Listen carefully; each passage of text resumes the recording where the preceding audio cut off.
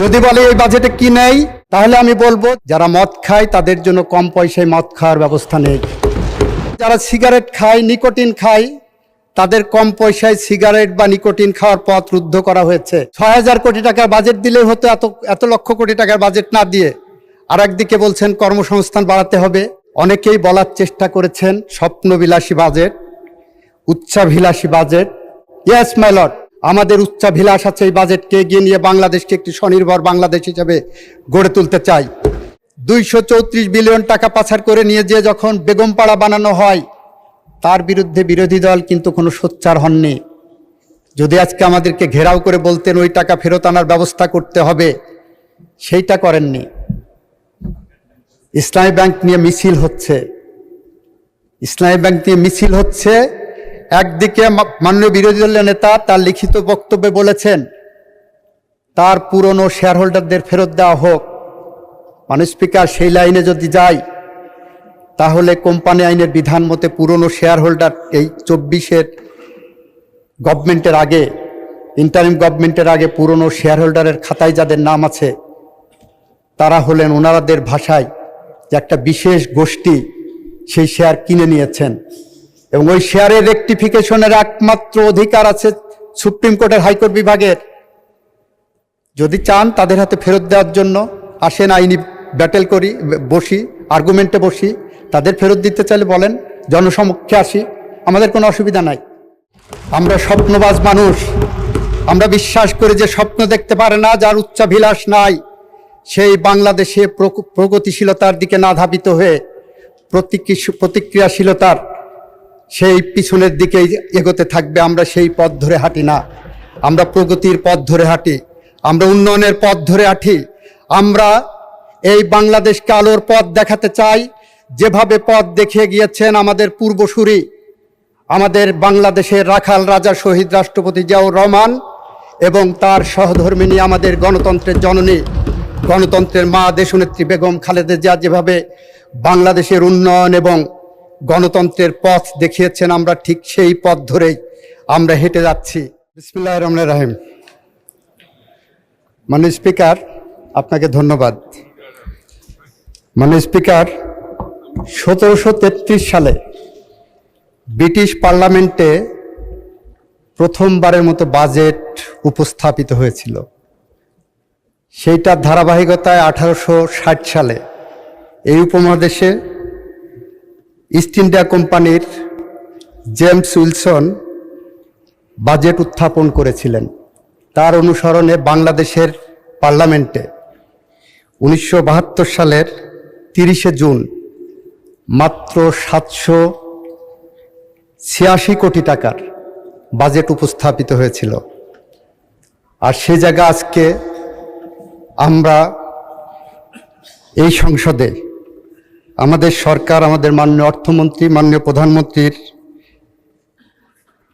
তত্ত্বাবধানে ৯,৩৮,০০০ কোটি টাকার বাজেট উপস্থাপন করেছেন। সঙ্গত কারণেই, যেহেতু ক্যাবিনেট অ্যাপ্রুভ করে পার্লামেন্টে এটা এসেছে, আমি ক্যাবিনেটের সদস্য হিসেবে এই বাজেটের পক্ষে কথা বলবো। মাননীয় স্পিকার, আমরা যখন ছাত্র ছিলাম, ঢাকা বিশ্ববিদ্যালয় ক্যাম্পাসে যেদিন বাজেট উত্থাপিত হতো, মিছিল বের হতো, এ বাজেট গরিব মারার, এ বাজেট মানি না, এ বাজেট বড় লোকের, এ বাজেট মানি না। এবারের বাজেটে কিন্তু এ ধরনের কোনো মিছিল আসেনি। এবারের বাজেট গরিব রক্ষা করার বাজেট ছিল। এবারের বাজেট মধ্যবিত্তের বাজেট, এবারের বাজেট প্রান্তিক জনগোষ্ঠীর বাজেট, এবারের বাজেট ব্যবসা বান্ধব বাজেট, এবারের বাজেট চাকরির সংকুলন করার বাজেট। মাননীয় স্পিকার, আর সে কারণেই এই বাজেটকে লক্ষ্য করে এবার বাজেটের সম্পর্কে সবচেয়ে বেশি যারা সমালোচনা করেন সিপিডির পক্ষ থেকে ডক্টর দেবপ্রিয় ভট্টাচার্য বলেছেন অনেক চিন্তাশীল বাজেট। এটা আমাদের গর্বের বাজেট, আমাদের চিন্তার ফসল। এই চিন্তা একদিনের চিন্তা না মাননীয় স্পিকার, এই চিন্তা বিগত প্রায় ১.৫ দশক ধরে আমাদের মাননীয় প্রধানমন্ত্রী, আমাদের ভ্যানগার্ড, আমাদের প্রধান সেনাপতি যখন এক্সাইলে ছিলেন, যার প্রতিটি মুহূর্ত যখন বাংলাদেশকে নিয়ে চিন্তা করা হয়েছে, সেই চিন্তার ফসল ছিল এই বাজেট। যে চিন্তার ফসল হিসাবে উনি বাংলাদেশের মাটিতে আসার পরে বলেছিলেন, আই হ্যাভ এ প্ল্যান, এবং তার সেই আই হ্যাভ এ প্ল্যানের সুচিন্তিত রূপায়ণ হলো এবারের বাজেট, 9,38,000 কোটি টাকার বাজেট। মাননীয় স্পিকার, এই বাজেটকে কেন্দ্র করে অনেকেই বলার চেষ্টা করেছেন স্বপ্নবিলাসী বাজেট, উচ্চাভিলাষী budget. Yes my lord, yes মাননীয় স্পিকার, এটা স্বপ্নবিলাসী এবং উচ্চাভিলাষী বাজেট। যে মানুষ স্বপ্ন দেখতে পারে না, সে বাংলাদেশের সামনের দিকে এগোতে পারবে না। যারা স্বপ্ন দেখতে পারবে না, তারা বাংলাদেশকে এগিয়ে নিতে পারবে না।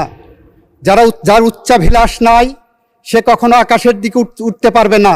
আমরা সেই কারণেই এই বাজেটকে একটি স্বপ্নবিলাসী বাজেট, উচ্চাভিলাষী বাজেট হিসাবে যারা সমালোচনা করছেন তাদেরকে বলছি, আমাদের উচ্চাভিলাষ আছে এই বাজেটকে এগিয়ে নিয়ে বাংলাদেশকে একটি স্বনির্ভর বাংলাদেশ হিসাবে গড়ে তুলতে চাই।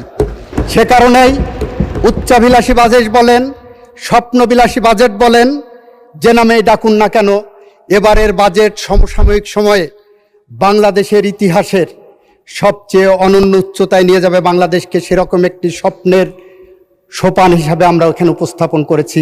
মাননীয় স্পিকার, মাননীয় স্পিকার, আপনাকে যদি বলি এই বাজেটে কি নেই, বা আপনার মাধ্যমে গোটা জাতিকে যদি বলে এই বাজেটে কি নেই, তাহলে আমি বলবো এই বাজেটে নেই যারা মদ খায় তাদের জন্য কম পয়সায় মদ খাওয়ার ব্যবস্থা নেই। যদি বলে এই বাজেটে কি নেই, তাহলে আমি বলবো যারা সিগারেট খায়, নিকোটিন খায়, তাদের কম পয়সায় সিগারেট বা নিকোটিন খাওয়ার পথ রুদ্ধ করা হয়েছে, বন্ধ করা হয়েছে। এটা সেই ধরনের বাজেট। এই বাজেট আমার দেশের গরিব প্রান্তিক কৃষকের কৃষি কার্ড ইস্যু করার জন্য, কৃষির ফলন বাড়ানোর জন্য ভর্তুকির ব্যবস্থা রাখা হয়েছে। মাননীয় স্পিকার, মাননীয় স্পিকার, এই বাজেটের মধ্যে আমার প্রান্তিক জনগোষ্ঠীকে অন্তর্ভুক্ত করে ফ্যামিলি কার্ডকে যতটা জনপ্রিয় ইতিমধ্যেই করা হয়েছে, ফ্যামিলি কার্ডকে প্রত্যেকটা দুয়ারে দুয়ারে পৌঁছে দেওয়ার জন্য এই বাজেট তৈরি করা হয়েছে। মাননীয় স্পিকার, মাননীয় স্পিকার, এই বাজেট বাংলাদেশকে শুধু সার্টিফিকেট তৈরির শিক্ষা প্রতিষ্ঠান হিসাবে গড়ে তোলার যে চলমান প্রক্রিয়া আছে, সেখান থেকে বের করে এনে এই বাজেট কারিগরি খাতে বাংলাদেশের শিক্ষা ব্যবস্থাকে ঘুরিয়ে দেওয়ার জন্য অতিরিক্ত 6,000 কোটি টাকা বরাদ্দ করা হয়েছে। মাননীয় স্পিকার, যেখানে মাদ্রাসা এবং কারিগরি শিক্ষা বোর্ডের যে খাত আছে সেখানে দেখা যাবে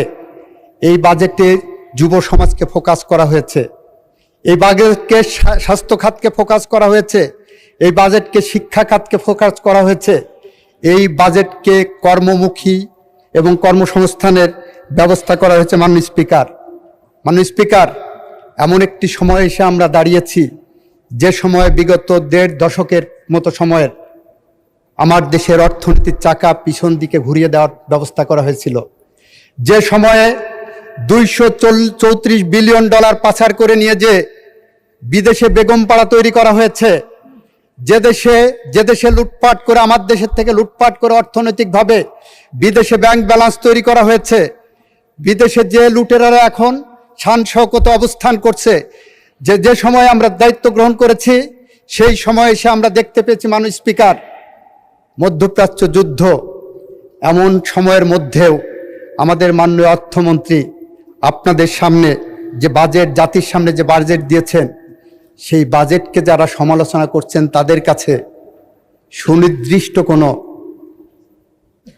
তথ্য উপাত্ত নেই যে তথ্য উপাত্ত দিয়ে বাজেটের সমালোচনা করতে হবে। যে সমালোচনা আসছে সেটা যদি আইনের ভাষায় বলি, সেই সমালোচনার vague, indefinite, lack in material particulars বলছেন। একটু আগে আমার একজন বন্ধু বলে গেলেন, আমার একজন সংসদ সদস্য বলে গেলেন আমার আগেই, আমার জেলার সংসদ সদস্য, কর্মসংস্থান আরও বাড়াতে হবে। অবশ্যই বাড়াতে হবে। এখন একদিকে আপনারা বলবেন কর্মসংস্থান বাড়াতে হবে, আপনাদের একজন সংসদ সদস্য বলছেন এত টাকার বাজেট না দিয়ে 6,000 কোটি টাকার বাজেট দিলেই মনে হয় হয়ে যেত। 9,38,000 কোটি টাকার বাজেট দেওয়া হয়েছে, সেখানে আপনাদের একজন সংসদ সদস্য বলেছেন পাবলিকলি, পত্রিকা এসেছে, ৬,০০০ কোটি টাকার বাজেট দিলেই হতো, এত লক্ষ কোটি টাকার বাজেট না দিয়ে। আর একদিকে বলছেন কর্মসংস্থান বাড়াতে হবে, কৃষকের আরও কার্ড দিতে হবে। ধন্যবাদ আপনাদের। আপনারা মনে করছেন যে আমরা কর্মসংস্থান বাড়ানোর পদক্ষেপ নিচ্ছি, আরও দরকার, অবশ্যই দরকার। আগামী দিনগুলোতে আমরা সেই পথেই হাঁটব। সেই পথে হাঁটতে চাই বলেই আমাদের মাননীয় প্রধানমন্ত্রী আই হ্যাভ এ প্ল্যানের মধ্যে যেটা আছে 20,000 কিলোমিটার আমরা যে খাল এবং নদী খনন করছি, এটা কর্মসংস্থান তৈরি করার একটি অধিক্ষেত্র। আমরা 25 কোটি গাছ লাগানোর যে কর্মসংস্থানের কথা বলেছি, গাছ লাগানোর কথা বলেছি, এটা আমাদের কর্মসংস্থান বাড়ানোর অন্যতম একটি অধিক্ষেত্র হবে। মাননীয় স্পিকার, আমরা বলি আমাদের হাতের কালির দাগ মুছে যাওয়ার আগেই নির্বাচনী প্রতিশ্রুতি আমরা বাস্তবায়নের জন্য মাঠে নেমেছি। কখন মাঠে নেমেছি?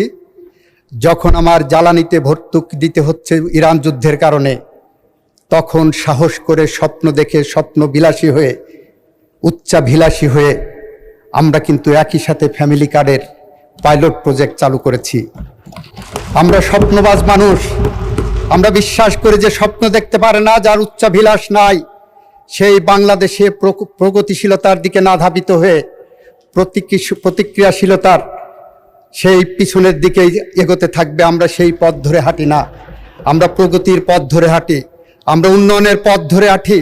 আমরা এই বাংলাদেশকে আলোর পথ দেখাতে চাই, যেভাবে পথ দেখিয়ে গিয়েছেন আমাদের পূর্বসূরি, আমাদের বাংলাদেশের রাখাল রাজা শহীদ রাষ্ট্রপতি জিয়াউর রহমান এবং তার সহধর্মিণী আমাদের গণতন্ত্রের জননী, গণতন্ত্রের মা দেশনেত্রী বেগম খালেদা জিয়া যেভাবে বাংলাদেশের উন্নয়ন এবং গণতন্ত্রের পথ দেখিয়েছেন, আমরা ঠিক সেই পথ ধরেই আমরা হেঁটে যাচ্ছি। আমরা বিশ্বাস করে আমরা হেঁটে যাওয়ার পথে আমরা সতর্ক আছি, কারণ আমার ডান দিকে যদি আমাদের ফ্যাসিস্টরা থাকেন, আমার বাম দিকে হয়তো বলা হয় মৌলবাদ আছেন।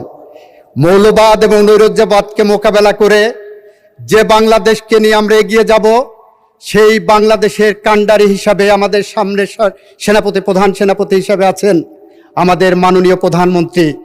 আমরা পথ হারাবো না মাননীয় স্পিকার, যতক্ষণ পর্যন্ত আমাদের মাননীয় প্রধানমন্ত্রী তার আই হ্যাভ এ প্ল্যান নিয়ে এগিয়ে যাবেন, সেই পথে আমরা এগিয়ে যাব। এবং সেই পথ ধরে যখন আমরা এগোতে যাই, সেই পথে বলতে হয়, সেই 1733 সালে পৃথিবীর ইতিহাসের প্রথম বাজেট যখন ব্রিটিশ পার্লামেন্টে উপস্থাপিত হয়েছিল, তারপরের থেকে সেই ব্রিটেন যেখানে এগিয়ে গেছে, আমরা ঠিক সেই একই পথে উচ্চাভিলাষী এবং স্বপ্নবিলাসী বাজেট নিয়ে এই বাংলাদেশকে সেরকম একটি স্তরে নিয়ে যাব, একটার পর একটা করে।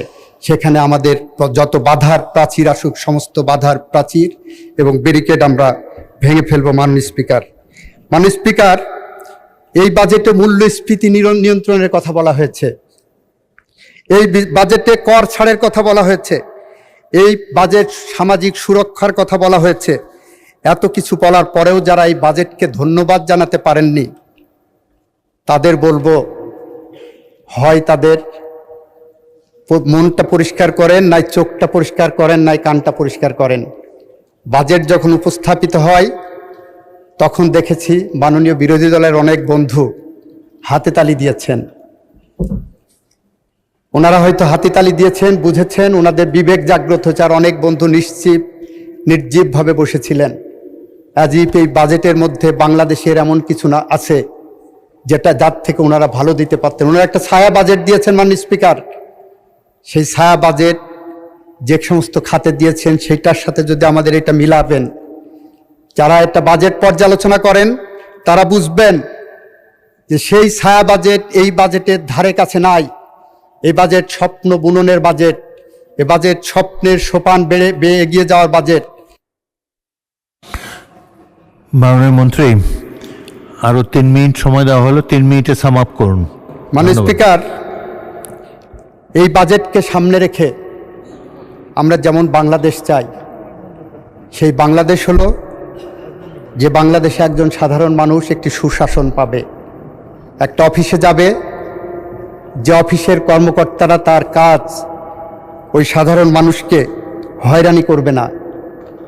এই বাজেটকে সামনে রেখে এমন একটি স্বপ্নবাজ মানুষ হিসাবে আমরা চাই, বাংলাদেশ চাই, যেখানে একজন সাধারণ মানুষ তার জমা করা অর্থ যখন পোস্ট অফিস কিংবা ব্যাংকে যে ফিক্সড ডিপোজিট ভাঙাতে যাবেন, তখন যাতে উনি সেই টাকাটা ফেরত আনতে পারেন তার সমুদয় সঞ্চয় ফেরত আনার জন্য। সেখানে কোনো ব্যাংক দখলের প্রশ্ন আসবে না। মাননীয় স্পিকার, আমরা এমন একটি বাজেট এখানে পেয়েছি যে বাজেট দিয়ে সুশাসন প্রতিষ্ঠা করার জন্য, ন্যায় বিচার প্রতিষ্ঠা করার জন্য, বাংলাদেশের মানুষের আশা আকাঙ্ক্ষার জায়গা প্রতিষ্ঠা করার জন্য, বাংলাদেশের আইনের শাসন প্রতিষ্ঠা করার জন্য, মানবাধিকার এবং গণতন্ত্র প্রতিষ্ঠা করার জন্য আমরা একটি স্বচ্ছতার মধ্য দিয়ে এগিয়ে যেতে পারি। মাননীয় স্পিকার, আমাদের মাননীয় প্রধানমন্ত্রী বক্তৃতায় বলেছেন আমরা লুটপাটের অর্থনীতি বন্ধ করতে চাই। এই বাজেট সে লুটপাটের অর্থনীতি বন্ধ করার একটি পদক্ষেপ মাত্র।